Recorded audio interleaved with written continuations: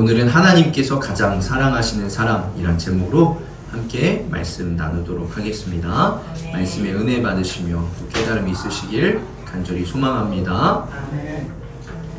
이 가정은 하나님께서 하나님의 사랑을 경험할 수 있도록 해주신 가장 작은 단위이자 공동체입니다.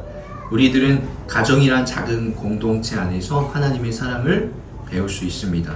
우리가 자녀일 때는 부모님의 사랑을 통해서 하나님의 사랑을 배우고, 또 우리가 성장해서 부모가 되었을 때에는 자녀들을 보며 하나님의 마음을 또 이해하게 됩니다. 이 세상의 모든 사람들은 부모가 있습니다. 고아인 분들은 있을 수 있어도 부모가 없는 분들은 없습니다. 이 세상에 있는 모든 사람은 홀로 존재하지 않는다는 말이겠죠.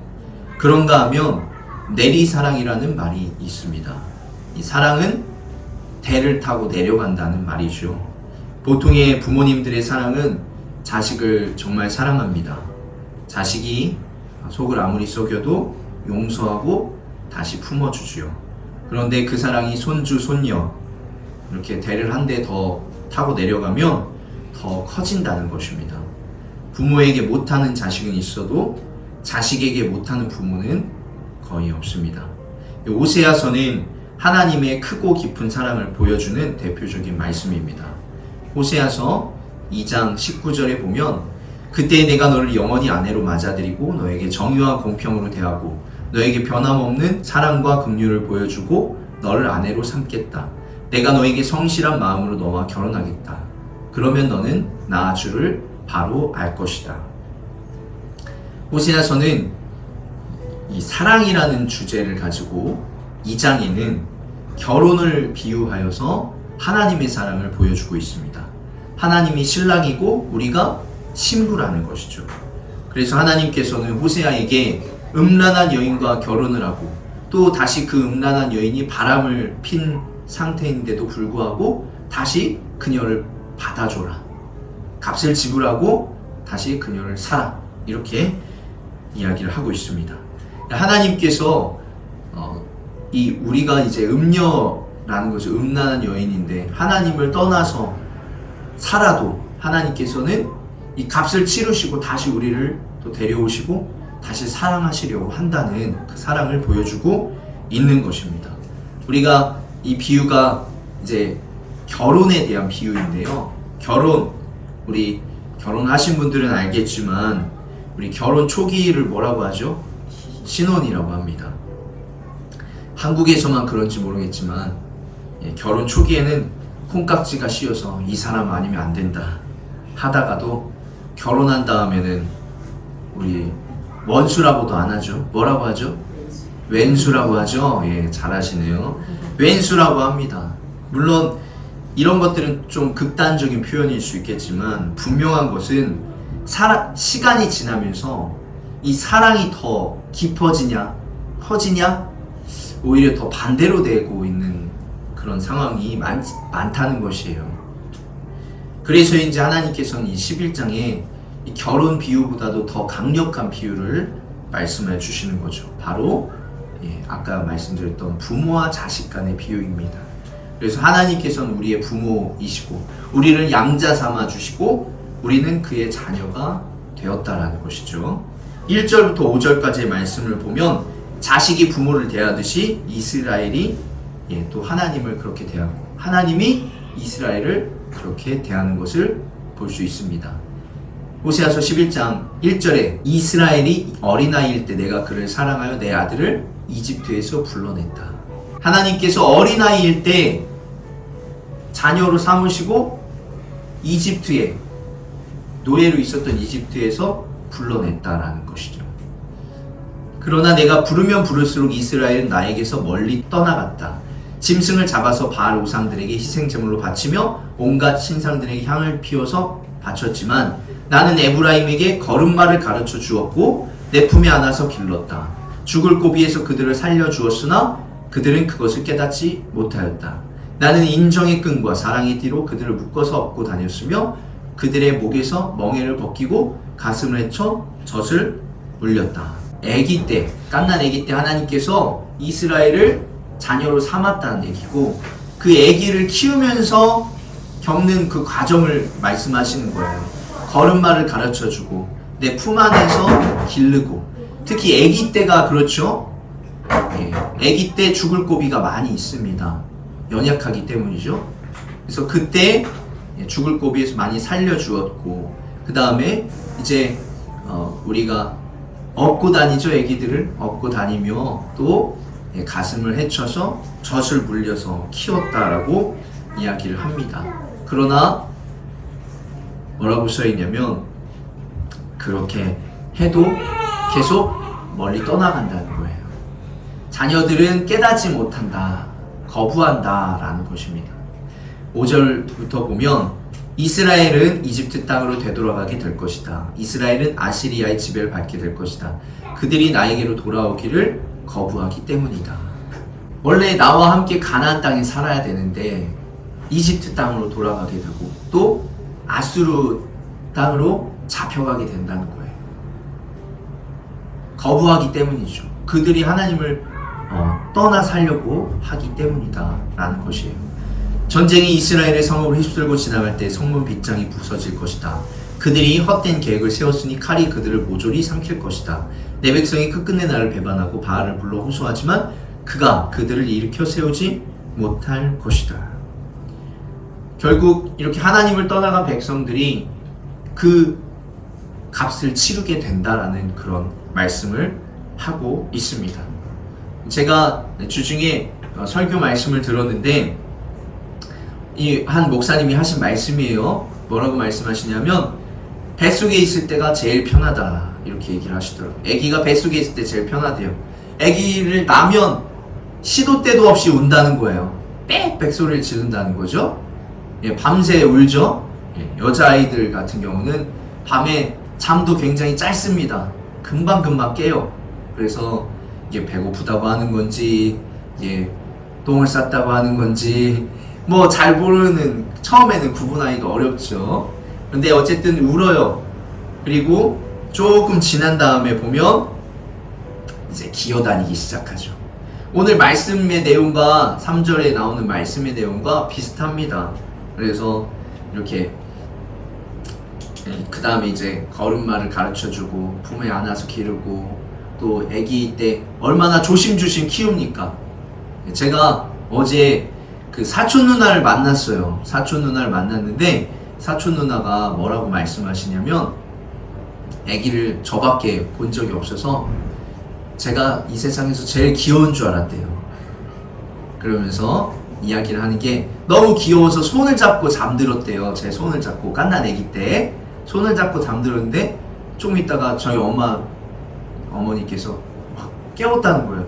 알고 봤더니 손을 잡고 잤는데 자기가 자다가 팔을 비고 자고 있다고.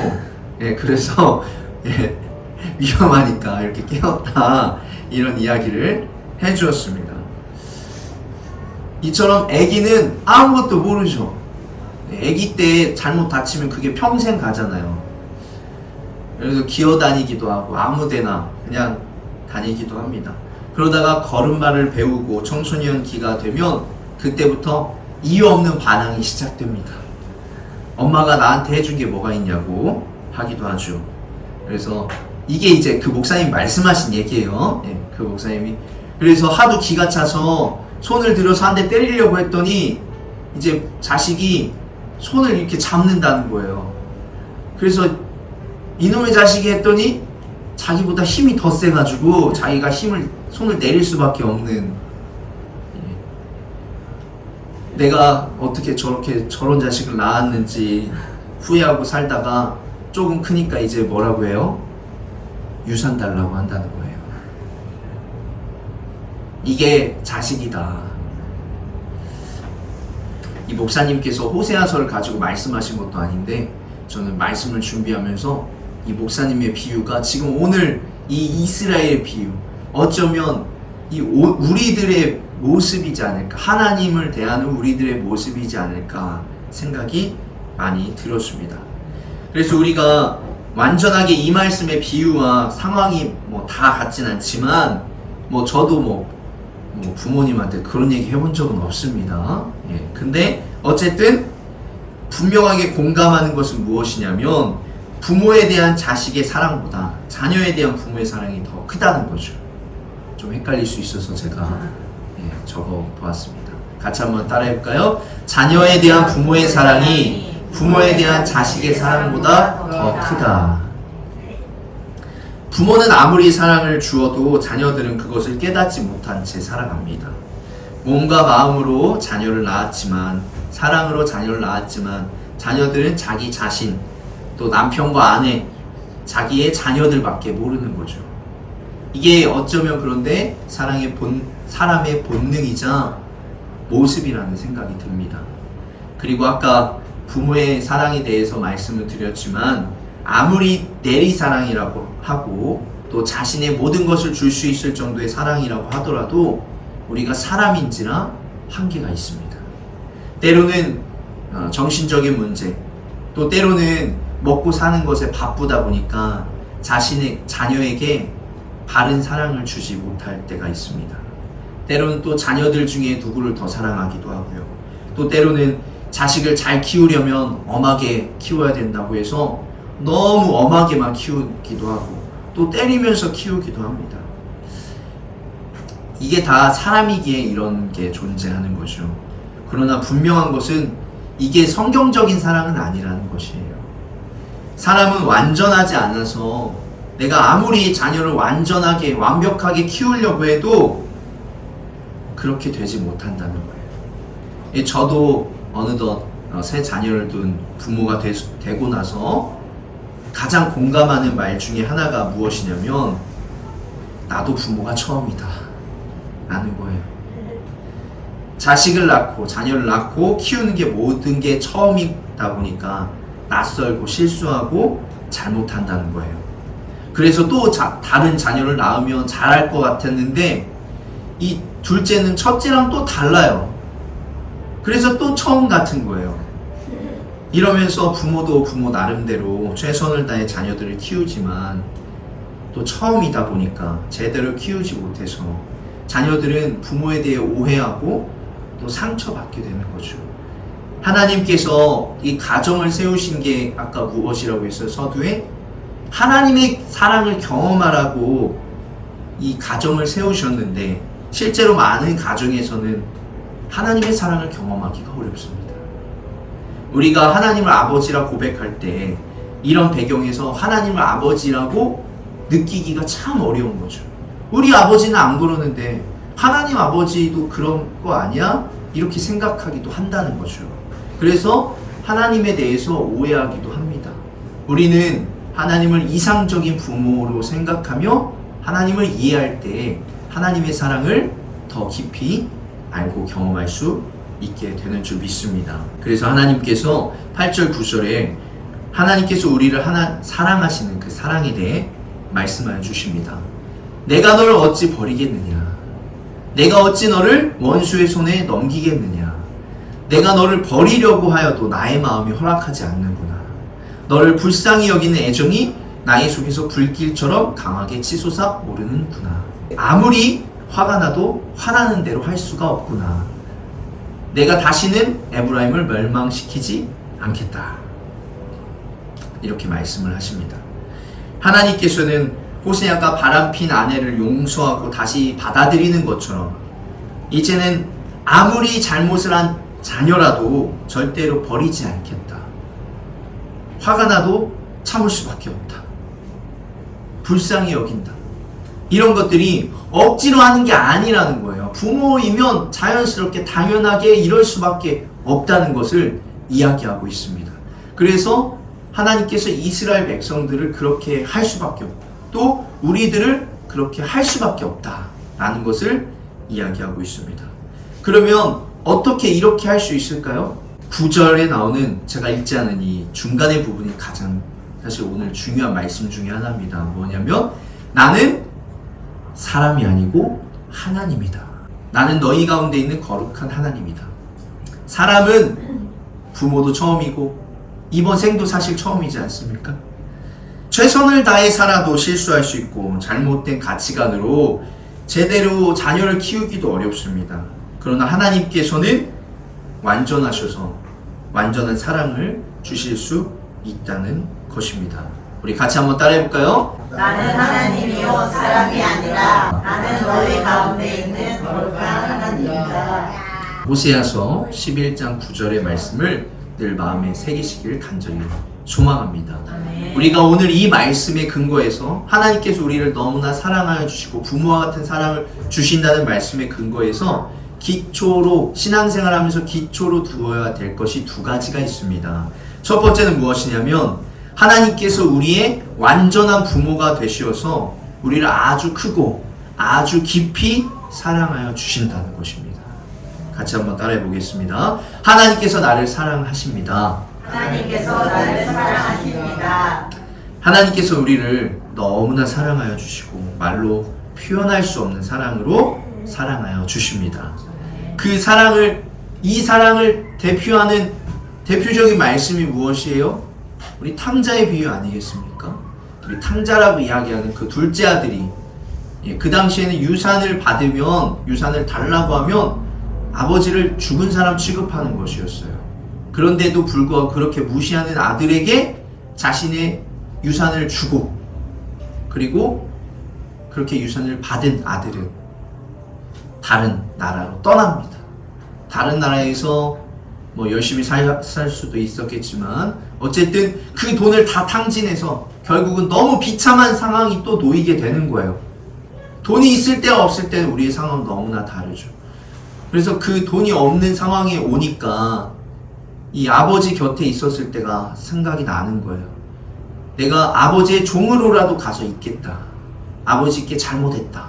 이런 마음으로 아버지께 돌아갑니다. 돌아가는데 아버지께서 멀리서 바라보고 계시는 거예요. 바라보고 계시고 달려와서 나를 안아주시고 잔치를 베풉니다. 잔치를 베풀면서 뭐라고 하죠? 잃어버린 나의 아들이 다시 살아났다. 자기를 종으로 삼아달라고 해서 왔는데 아버지는 여전히 자기 자식을 아들로 생각하고 언제 오려나 기다려주시고 했던 것이죠. 당연하게도 아들을 삼아주신 것입니다. 우리들도 여전히 하나님을 배신하기도 하고 하나님께 죄를 짓기도 합니다. 그러나 하나님께서는 우리를 여전히 사랑으로 품어주시고 언제까지나 기다려주시고 우리를 안아주신다라는 것이에요. 하나님의 이 크신 사랑을 경험하시며 살아가시는 분들 되시길 소망합니다. 두 번째는 그렇기 때문에 우리는 사랑의 하나님께서 우리를 더 좋은 길, 더 선한 길로 인도하여 주신다는 것을 믿어야 합니다. 같이 한번 따라해 보겠습니다. 하나님께서 더 좋은 길, 더 선한 길로 인도하여 주십니다. 우리가 기도하더라도 응답이 오지 않을 때가 있습니다. 그 기도는 아마도 하나님의 뜻에 맞지 않거나 아니면 하나님의 때에 맞지 않는 기도일 것입니다. 그러나 우리는 너무 조급해요. 하나님의 응답이 빨리 오기를 기도하죠. 또 때로는 하나님의 응답이 하나님께서 응답을 해주시지 않을 거야 이렇게만 생각하기도 합니다.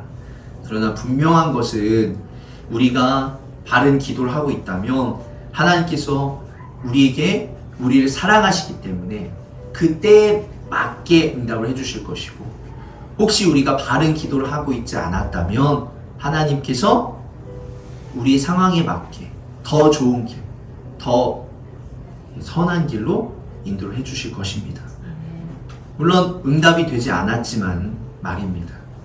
그렇기 때문에 우리는 낙심할 필요가 없다는 것이에요. 응답이 올 때까지 계속해서 기도하고 계속해서 내 기도가 바른 기도인지 성경을 통해 확인하기만 하면 된다는 것이에요. 사랑의 주님께서 우리 기도에 사랑으로 응답해 주실 줄로 믿습니다.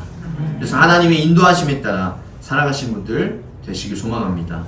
이 두 가지 기초를 가지고 우리가 어떻게 살아가야 하는지 한 가지를 더 나누길 소망하는데요. 바로 하나님을 경외하며 살아가야 된다라는 것이에요. 같이 한번 따라해 보겠습니다. 하나님을 경외하며 살아갑시다. 하나님을 경외하며 살아갑시다. 이 경외라는 단어가 무엇이냐면 하나님을 사랑하고 존경하지만 두려워하기도 한다는 말입니다. 근데 이 두려워한다는 것은 공포와 같은 두려움이 아니라 죄인인 인간이 거룩한 하나님을 만났을 때 나오는 자연스러운 반응인 것이에요. 마치 우리가 부모님을 사랑하고 존경하지만 우리가 부모님께 또 때로는 우리가 잘못을 했을 때 부모님께 혼날 것 같은 그 두려운 마음이 든다는 거죠.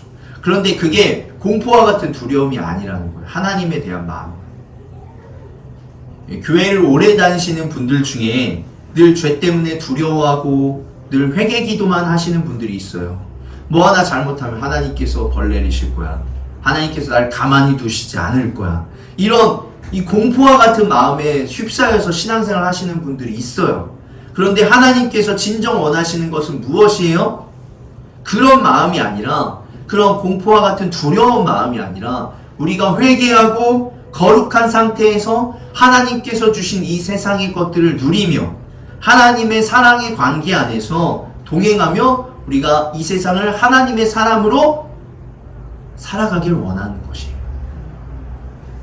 하나님의 사람으로 우리 안에 평안과 감사와 기쁨의 그 감정으로 살아가길 원하는 것이에요. 두려움이 아닌 기쁨과 감사와 사랑의 마음으로, 평안한 마음으로 살아가길 원하신다라는 거예요. 죄를 지어 두려워하면서 살아가는 것이 아니라 죄를 짓지 않으려는 마음 가운데에서 하나님과 사랑과 신뢰의 관계 아래 살아가는 것입니다.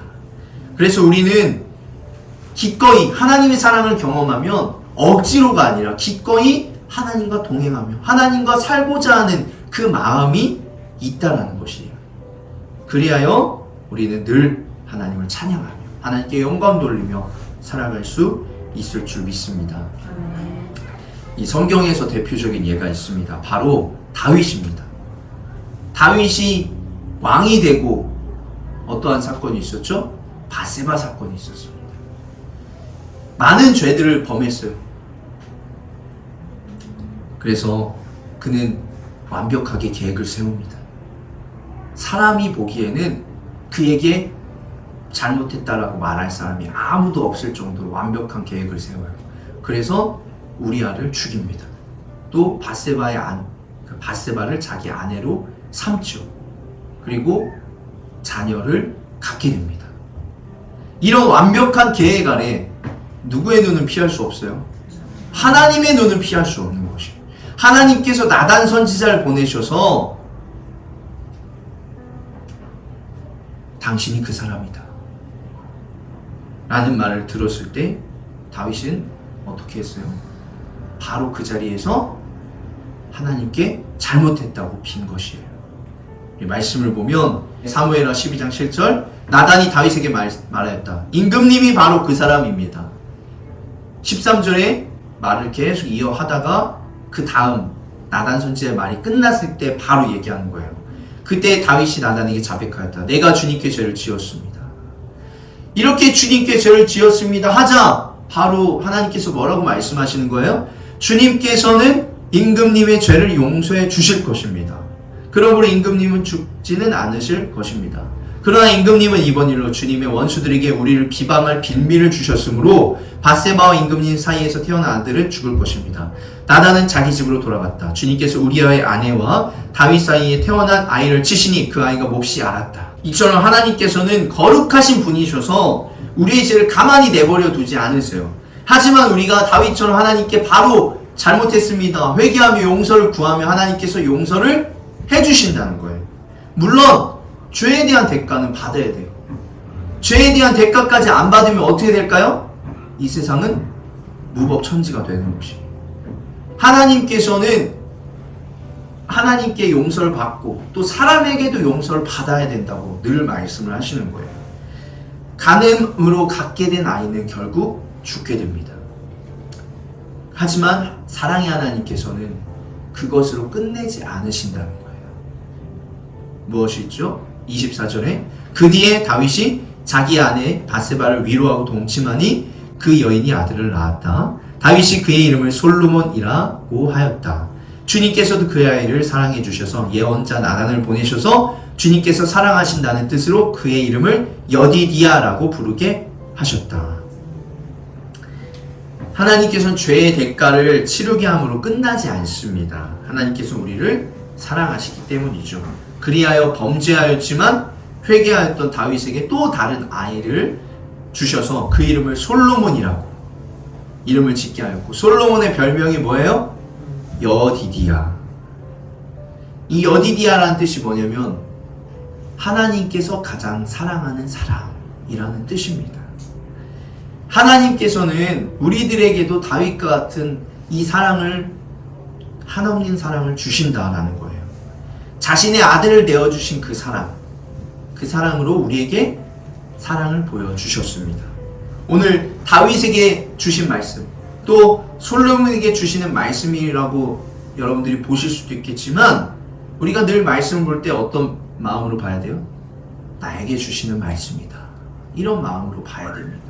그래서 저는 여러분에게 하나님께서 주시는 말씀이라고 생각이 됩니다. 그래서 솔로몬의 별명이 뭐라고 했죠? 여디디아. 이 별명의 뜻이 솔로몬의 별명이 아니라 여러분의 별명이 되기를 소망합니다. 하나님께서 가장 사랑하는 사람이 누구라고요? 여디디아가 아니라 솔로몬이 아니라 나라는 것이에요. 너가 아니라, 다른 사람이 아니라 누구요? 나. 하나님께서 가장 사랑하는 사람이 여러분이 된다라는 것이에요. 말씀을 마무리합니다. 하나님께서는 사람이 아니십니다. 그 완전하신 하나님께서 가장 사랑하는 사람이 바로 여러분입니다. 우리 같이 한번 이렇게 고백하며 말씀을 마쳤으면 좋겠습니다. 하나님이 나를 가장 사랑하셔. 하나님이 나를 가장 사랑하셔. 나는 하나님이 가장 사랑하는 사람이야. 나는 하나님이 가장 사랑하는 사람이야. 이 말씀을 마음에 새기시면서 하나님의 사랑 안에서 살아가시는 귀한 분들 되시길 주의 이름으로 축복합니다. 아멘. 아멘.